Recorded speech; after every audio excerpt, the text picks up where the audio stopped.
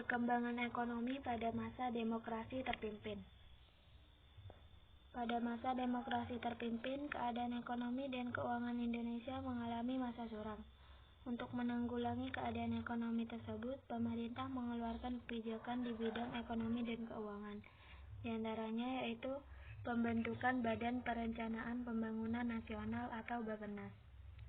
Dapernas. Untuk melaksanakan pembangunan ekonomi dibentuk Dewan Perancang Nasional atau Dapernas pada tanggal 15 Agustus 1959 yang dipimpin oleh Muhammad Yamin dengan anggotanya berjumlah 50 orang. Pembentukan Dapernas tertuang dalam Undang-Undang Nomor 8 Tahun 1958 dan Peraturan Pemerintah Nomor 23 Tahun 1958. Tugas Dapernas adalah menyiapkan rancangan undang-undang pembangunan nasional dan menilai penyelenggaraan pembangunan. Hasil yang dicapai Dapernas dalam waktu 1 tahun yaitu berhasil menyusun rancangan dasar Undang-Undang Pembangunan Nasional Semesta Berencana tahapan tahun 1961 sampai 1969 yang disetujui oleh MPRS dengan ketetapan MPRS Nomor 2/MPRS/1962.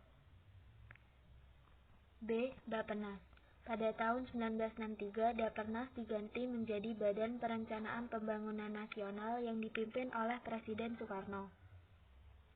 Tugasnya yaitu A. Menyusun rencana pembangunan jangka panjang dan jangka pendek, B. Mengawasi pelaksanaan pembangunan, dan C. Menilai hasil kerja mandataris MPRS. Kebijakan lainnya yaitu penurunan nilai uang atau devaluasi. Tujuan devaluasi yaitu untuk membendung inflasi yang tetap tinggi, mengurangi jumlah uang yang beredar di masyarakat, dan meningkatkan nilai rupiah sehingga rakyat kecil tidak dirugikan. Pada tanggal 25 Agustus 1959, pemerintah mengumumkan melakukan devaluasi sebagai berikut. A.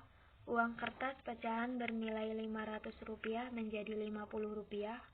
B. Uang kertas pecahan bernilai Rp1.000 menjadi Rp100. C. Semua simpanan di bank yang melebihi Rp25.000 dibekukan. Gambar di samping merupakan uang yang beredar pada tahun 1959. 3. Deklarasi Ekonomi atau DEKON. Pada tanggal 28 Maret 1963 dikeluarkan landasan baru yaitu DEKON yang diharapkan untuk mengatasi keadaan ekonomi Indonesia yang semakin suram. Tujuan dibentuknya DEKON adalah menciptakan ekonomi yang bersifat nasional, demokratis, bebas dari sisa-sisa imperialisme untuk mencapai tahap ekonomi sosialis Indonesia dengan cara terpimpin. Pelaksanaan DEKON tidak mampu mengatasi kesulitan ekonomi dan masalah inflasi karena struktur ekonomi Indonesia menjurus pada sistem etatisme, yaitu masalah perekonomian diatur oleh pemerintah, sedangkan prinsip dasar ekonomi banyak diabaikan yang menyebabkan Indonesia mengalami defisit. Gambar di samping merupakan cuplikan deklarasi ekonomi. Tanggal 11 Mei 1965, Presiden Soekarno mengeluarkan Penetapan Presiden Nomor 8 Tahun 1965 tentang Bank Tunggal Milik Negara. Langkah-langkah yang dilakukan pemerintah untuk memperbaiki ekonomi mengalami kegagalan dikarenakan A. Penanganan masalah ekonomi tidak rasional. B. Ekonomi lebih bersifat politik dan tidak ada kontrol. C. Pengeluaran negara yang cukup besar.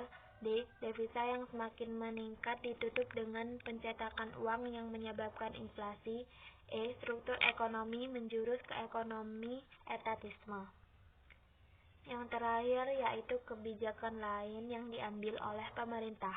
Pemerintah mengeluarkan peraturan tanggal 17 April 1964 mengenai adanya Komando Tertinggi Operasi Ekonomi atau KOTOI yang bergerak secara sentralistik dan mengatur perekonomian negara dan kesatuan operasi atau KESOP yang bertujuan meningkatkan sektor perdagangan. Thank you.